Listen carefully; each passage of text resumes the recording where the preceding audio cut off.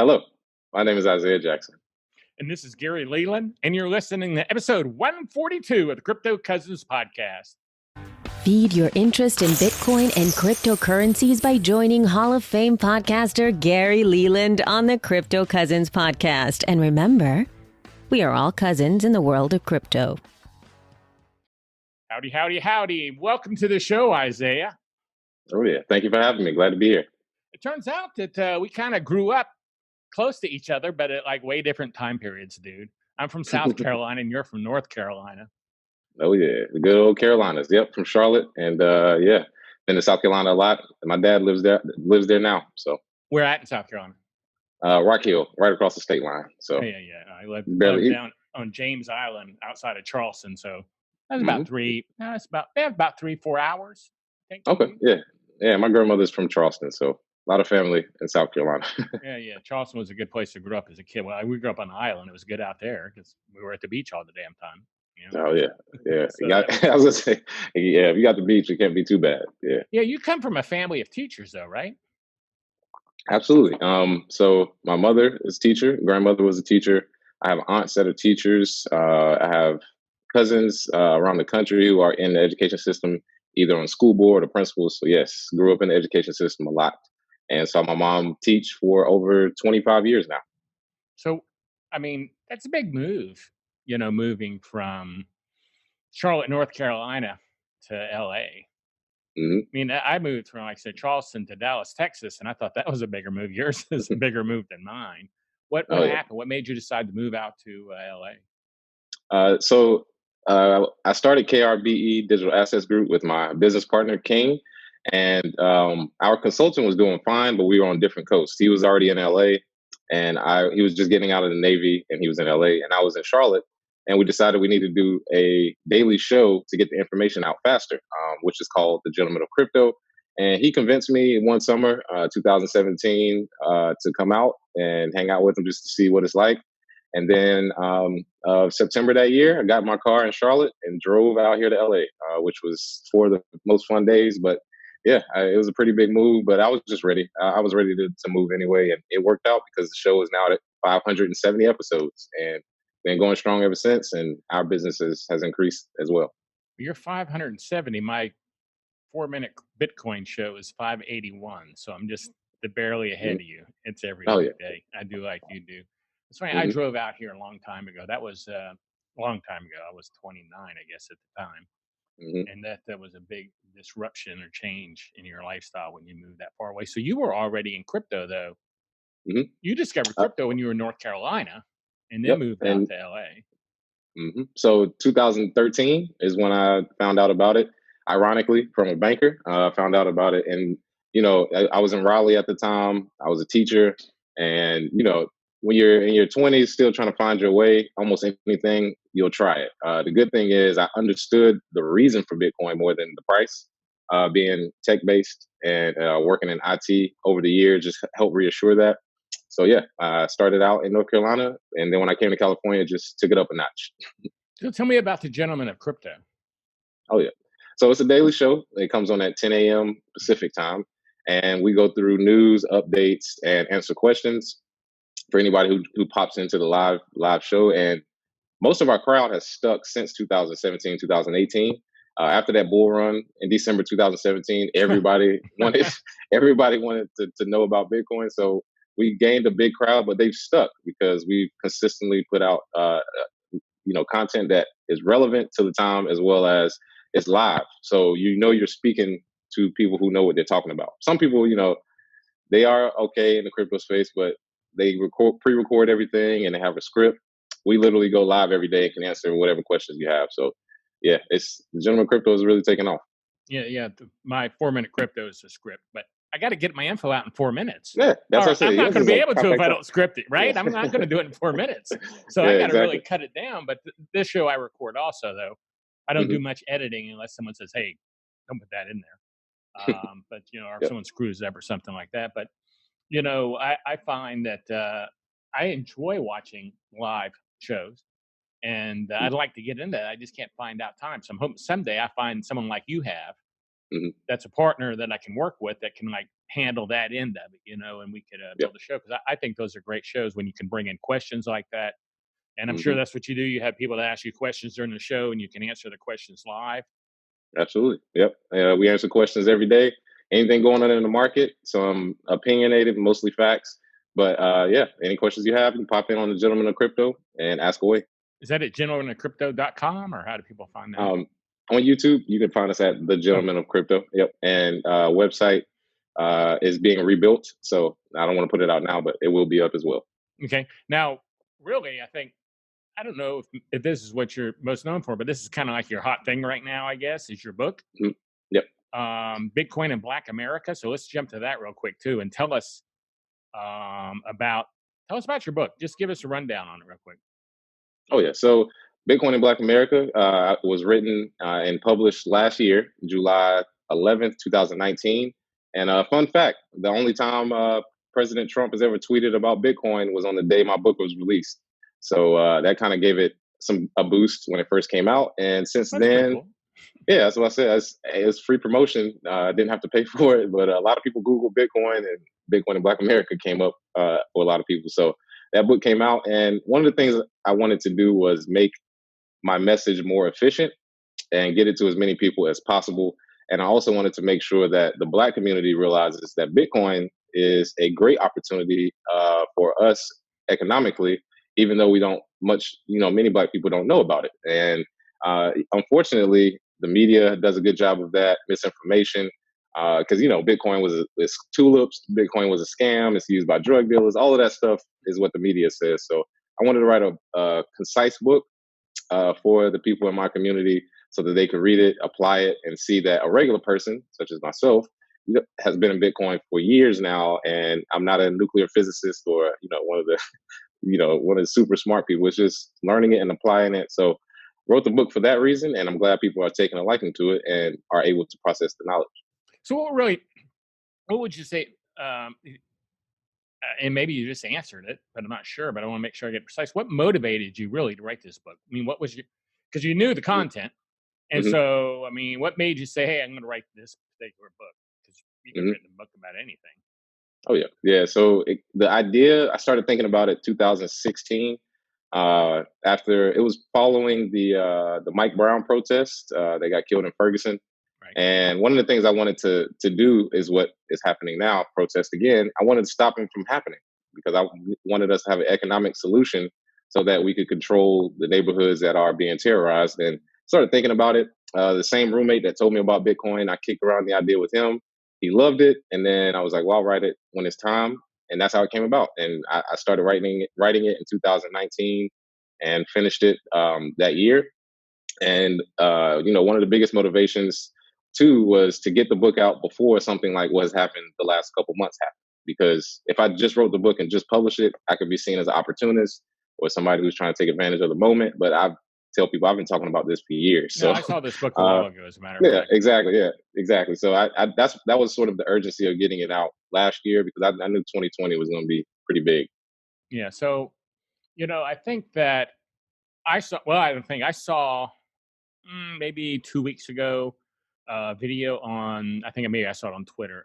You may have seen the same video of at a Black Lives Movement meeting, someone was speaking and he said to the crowd, we have got to get into Bitcoin, basically. We are using the money that is holding us back.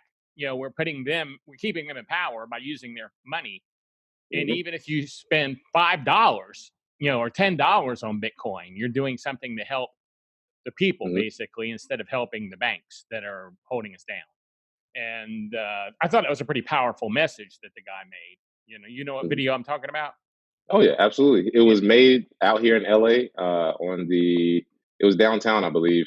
And it was funny because when the video started circulating, because he had a mask on and people couldn't see him, people thought it was me because I live in LA. People know I live in LA. So I got a lot of messages on Twitter from people saying, was that you? Did you sneak into a protest and say, because they had never, I guess, heard a Black person be that open about Bitcoin in public.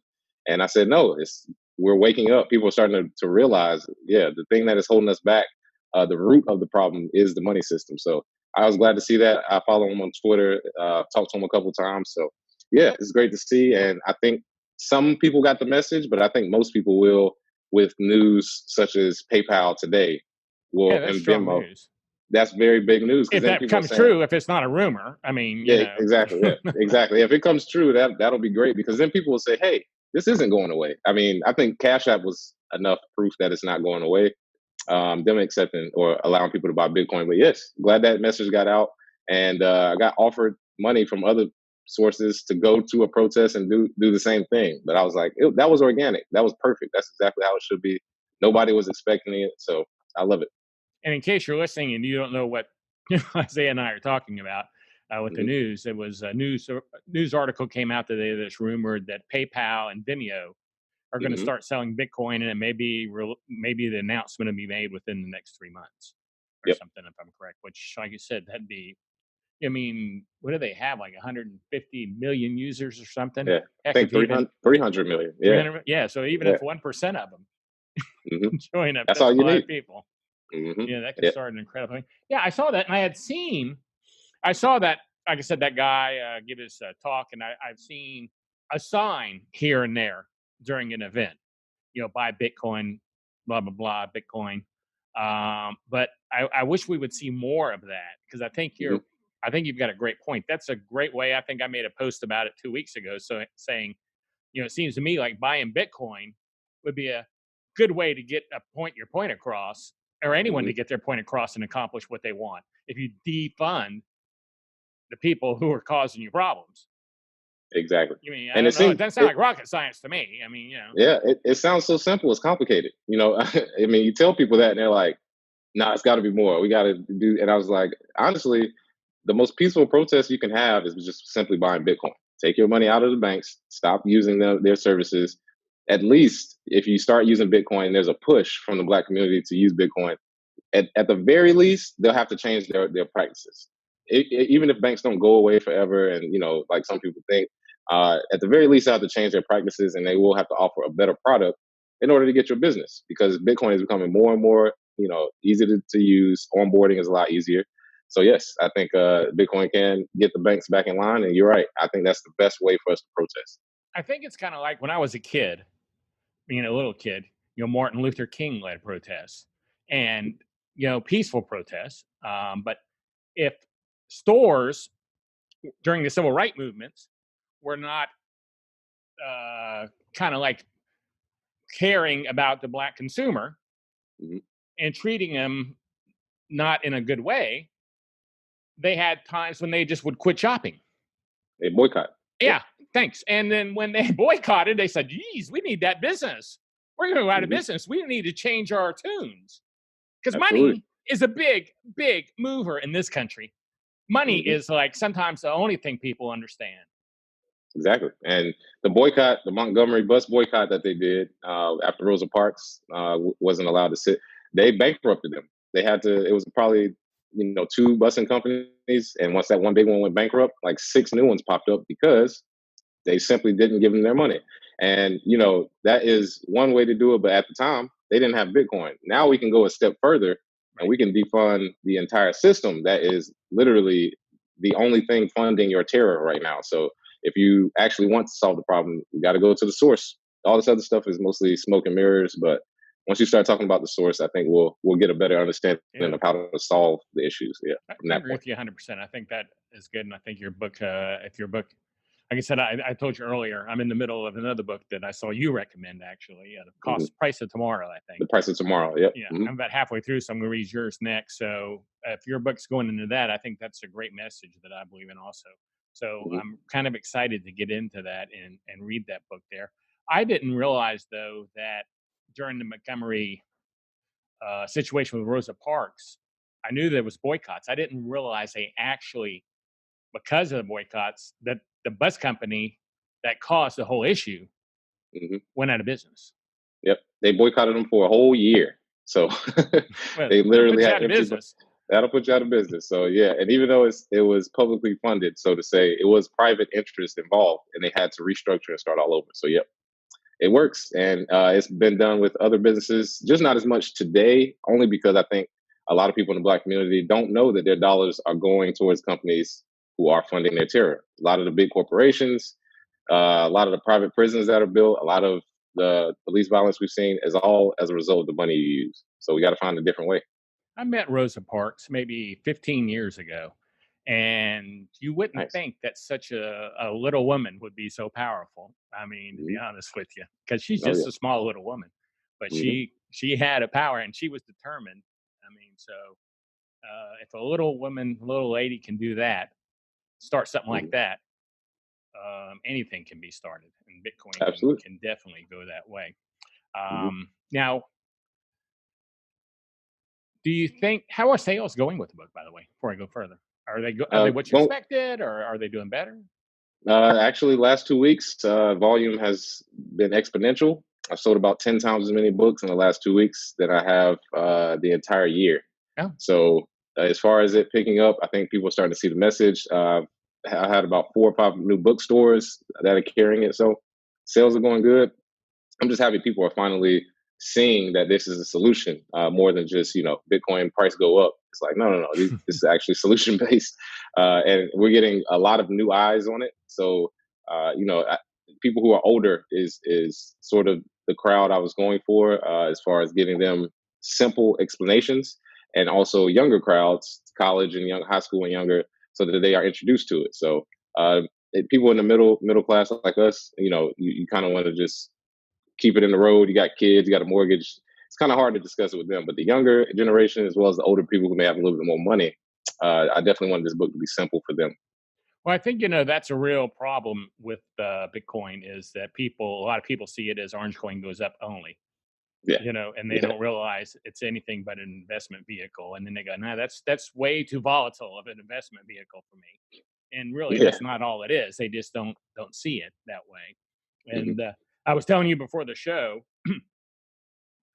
I think I face some of the same issues you face, but in talking to boomers, because they're like, they may even be worse.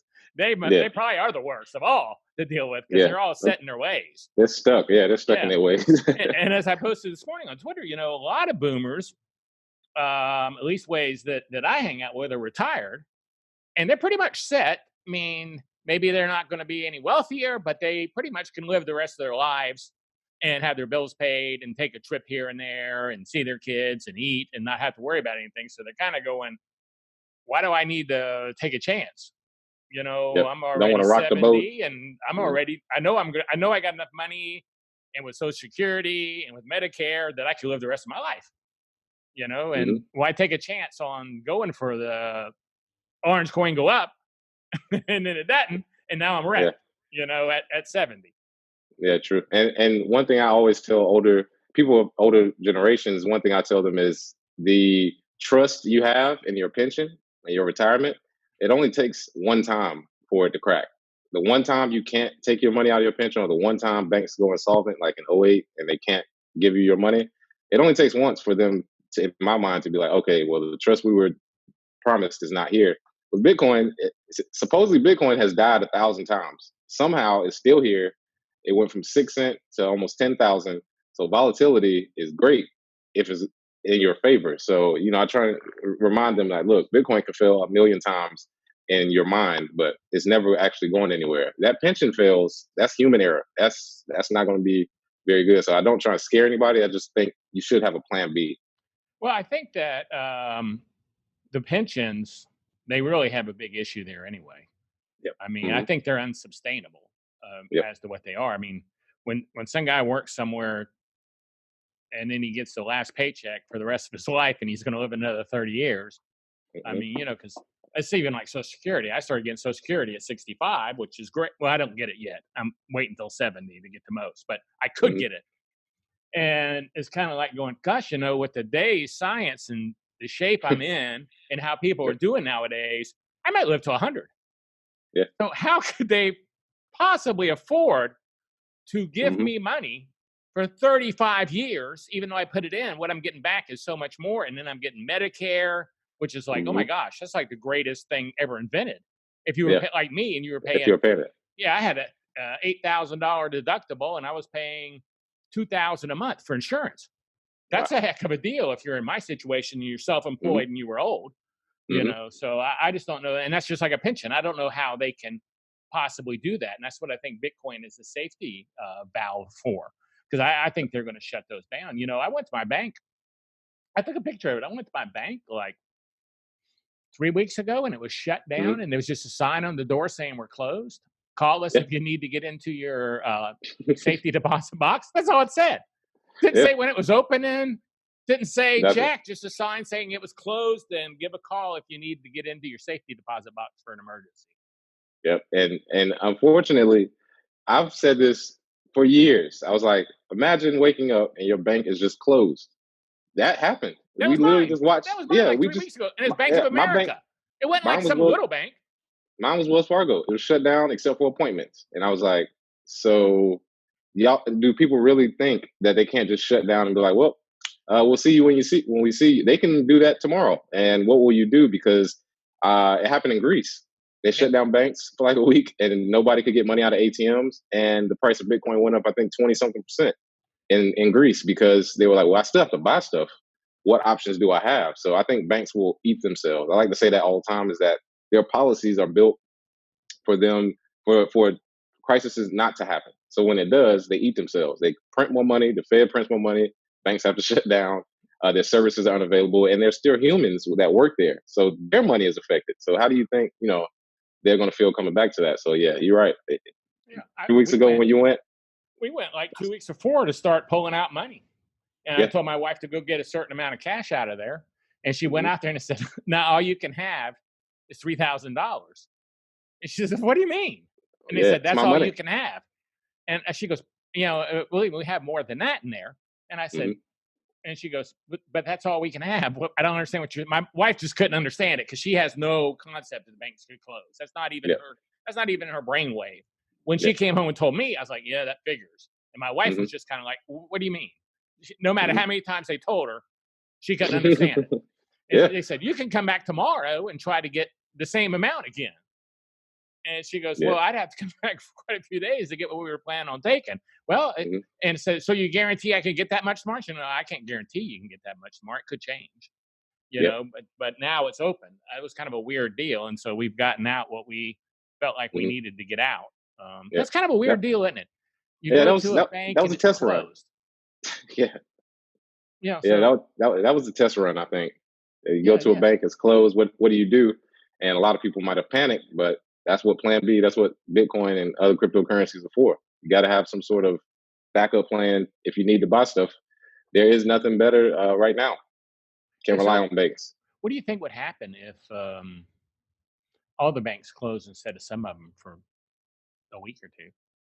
I think we would finally have the mutiny that people should have shown before. It just would go towards the right direction. We should be just going straight at banks and Federal Reserve anyway. But I think once that happens, I think people will stop the thought process of everything the USA does is good. All of our systems work. I don't need to deal with that. Because when you talk about Bitcoin to people in countries where their governments have failed them over and over, they get it instantly. Like as soon as you say it, they're like, oh yeah, I definitely need a plan B against this government. In America, we're kind of spoiled. Everything's been working fine. You can go make money, put it into a bank. As soon as it stops, that promise of that the banks have and the fiduciary commitment that they have is over. They don't really care about you. They never did. You'll just have evidence. So I think we'll see a wave of people who panic, and when we see some people who go into Bitcoin, some people will probably start pushing gold, or trying to buy more gold. I think that time is coming sometime soon. I think what's happened in our country is, the Depression was so long ago and the bank closings were so long ago and the government taking your gold was so long ago that most people don't even hardly know it happened. And if they do know it happened, they don't know how bad it was. And they definitely don't know that the government came and took your gold and said you couldn't own it anymore. They don't know that at all. I think that's a situation. Hey, before we go any further, I do want to take a moment here to tell everybody about BITBLOCKBOOM. If you're not familiar with BITBLOCKBOOM, check out the conference I'm putting on. This is the third year we've put on BITBLOCKBOOM. It's a real Bitcoin conference, and I say real because that's all we talk about is Bitcoin. It's not a cryptocurrency conference or an altcoin conference or a blockchain conference. It's a Bitcoin conference, and that's pretty much all we talk about. So check it out at BITBLOCKBOOM.com. It's scheduled for August, the end of August in Dallas, and it's going to be a pretty big conference this year. Well, it's not big. We limit it to 300 people. So it's a limited size conference, but it's going to be our best one yet. So check that out at BITBLOCKBOOM.com and see what our lineup looks like. Yeah, and I'd like I said, I invited you before the show. If we can make it work, I'd like to get you out there to speak at BitBlock. Oh, yeah, absolutely. I thought that was funny. On a show, I told you I watched you on several other YouTube interviews. Yesterday, I spent quite a little bit of time watching you, and you were talking to someone about a conference in Washington, D.C. that was putting on a Bitcoin, a Black Bitcoin conference, I guess we would say. And then the way you put it made me laugh. I mean, I hope maybe it's not funny and I shouldn't be saying that, but you were like, I was the only Black guy at the white conference, and I thought that was really funny. And it's really hard. Maybe it's not. Maybe I just been looking in the wrong place. But, out of all the people who've asked me to speak at BitBlockBoom, which I've turned away a lot of people, this year I didn't have one Black person ask me to speak. So I take it for granted that there's not as many Black people into Bitcoin as there are white people. Do you think that's a true point, or do you think I'm just that's colorblind? I'm not seeing it. Oh, yeah. Demographically, there isn't that many Black people who are in the Bitcoin space. And just crossing paths is one of the things that has enabled me to become pretty successful in this space. Is, like I said, I used to go to conferences all the time, just solo show up, and I would meet people who, maybe they had a conference or they had a business. So BitBlockBoom, Black people just didn't know about it. So Sinclair Skinner, who, he has a company called BitMari. He started the Black Blockchain Summit in DC. And it's, we've had hundreds of people for the last 2 years. And I was the keynote speaker last year. And one of the things that I wanted to encourage people to do was to not only come to a Black Blockchain conference, but go to other conferences so that you can be out, people can see you, you can introduce, network. Because, like you said, as far as the Bitcoin space, it's for everybody. So you don't necessarily go looking for a certain demographic of people, whether it's Black, whether it's, Asian. You just don't go looking for it, because that's how Bitcoin worked. It was for everybody. You find it, you use it. So I'm with you there. And going forward, I think you'll have much more interest from the Black community with the work that I'm doing, with the work that others are doing. So yeah, we'll definitely get that change. Like last year we had 2 speakers and 1 canceled at the last minute, just couldn't make it because of an issue. And the year before we had 1. And in the last 2 years, I haven't had any women. I took a lot of grief about that, but not one woman asked. It was the same situation. I just was looking at, I pretty much I get an email and I go, who is this? And I look and go, okay, you look like you'd be a great speaker. I'd like to hear you. And I line them up. And then I got a bunch last year, and I never even noticed it about the women. And so this year, I was telling someone about it, and they said, well, I'd like to speak. I said, well, why haven't you asked? You can speak. Just send me an email. Just send me an email. So I'm trying to move on that, but that was kind of funny. Hey, I got some questions here for you to get off BitBlockBoom, because I don't want this. I talk about that way too much. It's kind of like becoming a BitBlockBoom conference show, and that's not my goal here. I'm going to ask some of these questions here from people on Twitter. I don't think I have anything that should be crazy here. Let's see what your answers are. First one is from MindU 150488849. I don't know. What do you think that means? 150488849. It's probably a bot, but it's all good. Oh, you think it is? Is it less than 100 followers? I don't know. I just copied it over. Oh, he knows. If it's a weird name like that, it's usually a bot. See, I'm a boomer. I don't know a lot of this stuff. Usually bots. Yeah. Okay. Well, it asked a pretty decent question. Why would a bot ask this question? Well, you can control your bots with these questions, but yeah, I got you. Okay. What happens when the Federal Reserve bans fiat on on-ramps? As far as like Coinbase on-ramps, uphold? Yeah. If government says, hey, Coinbase, we're shutting you down, and we're taking all the Bitcoin that's on there too, probably what would happen. Yeah, well, whenever people think that they can shut down these businesses, I tell them, I promise you, there will be other ones that pop up. And on top of that, legally, there's something called a bit license. Gemini has it, Coinbase has it. So legally, they wouldn't get shut down, and they do hand over their data to government officials. So I don't think any on-ramps will be shut down unless they didn't follow those rules. If the Fed wanted to, quote unquote, shut it down, the only effective way would be to say that they had practices where terrorists were using their platform and were moving money. You know what I mean? It would be sort of that sort of problem. But I think they would clear it up and they wouldn't get shut down. Only thing that could really shut them down is if people don't want to use them. Because as soon as one exchange shuts down, I promise you there's somebody waiting with an idea for another exchange, because Bitcoin is legal. You can use it anywhere. So people will use VPNs, maybe use international exchanges. People may start using decentralized exchanges to convert. There's no way to really stop it. Pandora's box has been open. Yeah, I agree completely. Our next question is from Status Quant. Which specific community in the U.S. today is best positioned to convert into a full circular Bitcoin economy? I don't know what that question means. So as far as Bitcoin being used in a circular economy, I believe Black people have the best use case for it, because when you talk about group economics, every time we've tried group economics, it's been with brick and mortar stores and Black Wall Street in Tulsa, and Rosewood, and Florida, and Wilmington, North Carolina. There have been Black-owned Wall Street or businesses that are in a community, and they all got burned to the ground. And the reason being, of course, we have racists who didn't like them. But Bitcoin is best for Black people as a circular economy, because we can have a digital economy, and you can't burn that down. And you can build and have group economics and support each other's businesses so that the entire community is leveled up. Much like here in LA, you have Koreatown, you have Little Ethiopia, you have a lot of different communities that support each other as a close-knit group. And I think that would be great as a circular economy for Black people. I think we have the best shot at it. Best use case, I think, is for us. We should be at the forefront pushing it. I mean, just along with everybody else. So that makes sense. And like you said, you have in LA, Little Korea. I mean, you have Chinatown and places. You have a lot of cities I go to. There'll be ethnic communities that all seem to support each other with their shops and everything. But I don't see that as much in the Black community. Am I wrong? Or you're right. Or have I just been hanging out at the wrong place? I mean, which could be. No, you're right.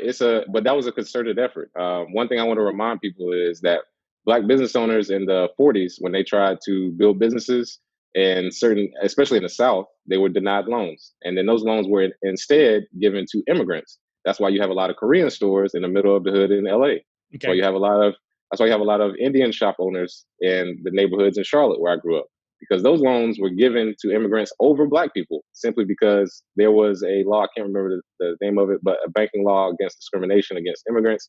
It wasn't applied to Black people for some reason, because the power that we supposedly can wield, I guess, scared banks off. But yes, that's why you don't see it. And then when Black people do open these businesses, a lot of times you have provocateurs, you have police that can shut it down, you have outside forces that will work to actively get rid of Black communities or Black-owned businesses in these communities. So it's been a struggle, it's been a fight, but there are a lot of online businesses starting now, a lot of Black-owned businesses that don't have to have brick and mortar. So we're still moving along just fine. But you're right, you go to Black neighborhoods, you don't really see a lot of Black-owned businesses, and unfortunately, the media has picked that up as, oh, y'all must not want businesses. It's like, no. This has been a concerted effort to keep Black people away from building another Black Wall Street or something as big, in my opinion. Yeah, I think that would be a stupid reasoning the media would come up with. I don't think there's a human being who isn't excited about being in charge of their own destiny if they could possibly do it. Absolutely. And that's what being an entrepreneur allows you to do, to at least ways partially be in control of your own destiny. So that doesn't make any sense at all. So that's another case also for Bitcoin then is what we're getting at here, basically. Is that Bitcoin don't care. Bitcoin don't care if you're Black, white, Asian, gay. It just don't care. It's just going to keep doing the same thing, and you can get on the bandwagon and take advantage of it or not. That's your prerogative. But if you want to jump in and get on the bandwagon, they just don't care. You know? Exactly. And that's the solution we need. We need an unbiased solution that involves money. And Bitcoin seems to be the best one right now.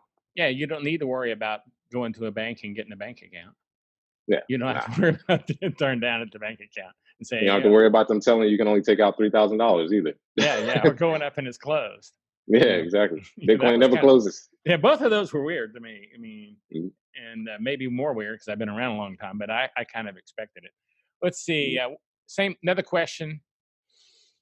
Other than financial prosperity, what do you want to accomplish in life? I want freedom, and by that I mean real freedom, the ability to do what I want when I wake up every morning. So it's not only financial prosperity, learning how to grow my own food, learning how to farm, learning how to, build my own or construct my own houses, just complete and total freedom. And I would really like to be on an island somewhere far away within the next 5 years. So that is really my goal. Everybody should want to attain some level of freedom, and that's all I've been working for. Money is just a tool to get that freedom. So you have an island area world in mind? I got a couple. Still trying to figure out which one, but yeah, I got a couple places I would really love to stay for a while. Where do you see America in 10 years? Either completely changed, or we will not remember America as it was, simply because if the Well, that could financial be, system, even if it's completely changed, that could be true. yeah. And what I mean by changed is the people that are in control, it kind of flips to more, diverse, younger crowd, and America kind of switches its tune. Or we'll be like the Romans. We'll, mess ourselves up from the inside out, and America won't be as viable as people think, and not as, great a place, unfortunately. But I think in 10 years, we'll solve those problems. And I think not just Bitcoin, but just the mindset of people is changing now. If you noticed, a lot of people's tune has changed. A lot of corporations have changed their way of thinking. I think in 10 years, we'll clear that up. But I am kind of cautious to say that, only because there have been people who were a part of the fight in the 60s and 70s. Like, yeah, this is definitely going to be fine in the next 10, 15 years. And then we're in 2020 still having the same fight. So just want to be cautious there. But I think financially things are changing. So we'll see real change in 10 years. So, this is a question I'm asking. Getting into today's world, what's going on in the United States and everything, what do you think of communities like CHOP going on? I mean, Yes. I So kind of CHOP, am concerned on that, because like yesterday I saw some guy was killed and they couldn't even get in there to try to figure it out. That didn't seem yeah, like good news to me. I mean, yeah. people So walking around with guns is not a big deal, because I see white people walking around with guns, and I don't go, oh my God, there's a white guy with a gun. So I don't know why I should feel any differently if on TV I see a black guy walking with a gun. I mean, if it's legal to have a gun, who cares? But exactly. that kind of got me yesterday when the police couldn't come in there to try to work the crime scene, I guess. Yeah, and I think CHOP, I mean, if you think about it, it's kind of like the beginning of Bitcoin. It's random. It's all over the place. There's no real leader. They're starting from scratch. And to build a community from scratch, we'll see how it works. But some of the essential services they need, they don't have them yet. And like I said, if you compare it to the start of Bitcoin, it was almost no way for you to get it on an exchange. There were no exchanges really. And you had to send money it in an was, envelope to some guy and hope that showed up. or meet them at a coffee house like I did for the first 2 years. You know what I mean? So I think anything you start from scratch is going to have its bumps and things going through. I do want to say, in the community that they're building, they have made a concerted effort to make sure that if people want to live in separate parts, they separate people based on that, and then everybody comes back together, whenever they want to. So CHOP is an experiment. I have to see more about it, but this reminds me of Bitcoin building from scratch. It's like, when you're building from scratch, you have to go through these trials and errors. And I don't really believe much from the media as far as how bad things are. And I don't ever really think things are as good as they say. So I think it's somewhere a happy medium. And I think they'll figure it out to an extent. We'll see how far the city of Seattle goes. Yeah. But that's true. I mean, or how far, I guess even the president lets him go. I mean, exactly. He could always send troops in there. So it's not just up to the city of Seattle when, I mean, nothing's up to anyone anymore. I mean, the bankers, I guess, are pretty much going to decide what happens in there, when you really get down to it. That's really about it, except I have one last question. Gotcha. Do you listen to any podcasts, and what podcasts do you listen to? This is my question again. Well, I really only listen to maybe 2 podcasts. I listen to Anthony Pompliano's podcast. And as far as regular information, I would listen to Joe Budden, his podcast. It's a rap podcast, and just catching up because I'm getting older now. I can't keep up with music, so I kind of listen to him to see what's going on. But yeah, those are pretty much the only 2. I do a lot of podcasting and videos, but I don't listen to them a lot, so it's kind of weird. I really don't have as much time. But yeah, those are the 2 I try and catch. That's weird that you said you're getting older now and you don't listen to music much. And, I don't listen to music at all anymore. And I used to all the time. But I set up a turntable here in my office, and I've started I have like 300 or 400 albums. from the Yes. 70s. So I Yeah. bring up 2 or 3 every day now. Oh, nice. Well, Yes. yeah, I need to bring some of my vinyl there. We can jam out. Yeah, me too. I So collect 70s vinyl too. yeah, every morning I had Tower of Power this morning and then went to Rolling Stone. So, Oh yeah. so yeah, it's kind of funny listening to that old vinyl. And God, some of them, I don't know how I screwed them up so bad, because they are sad. Oh yeah. Oh yeah. So Start ticking. where can people follow you at if they want to follow? Where can they buy the book at? First of all, let's get there. Where can they buy the book at? Oh yeah. You can head to Amazon and just type in Bitcoin in Black America. I was an Amazon bestseller on there. I do want to shout out to them. You can go to bitcoininblackAmerica.com if you want an autographed copy. And you can find me on Twitter at BitcoinZay, Z-A-Y. And before we go, I always ask this: is there anything maybe I didn't cover that you want to make sure and tell everybody? I don't want to miss something out since you took the time to come on the show with me. If there was something you wanted to tell people, or announcement, or something in particular you wanted to share that I didn't think of to ask. Well, that was all for me. I mean, you asked perfect questions, and the questions from Twitter were great as well. Yeah, got everything out. I just want people to read the book, and keep buying Bitcoin. Okay. Well, thanks for coming on the show. I do appreciate it. And just to let you know, you are officially a crypto cousin now. Oh yeah. Thanks for coming on the show. I do appreciate that. Thank you, sir. This is a BitBlockBoom.com production.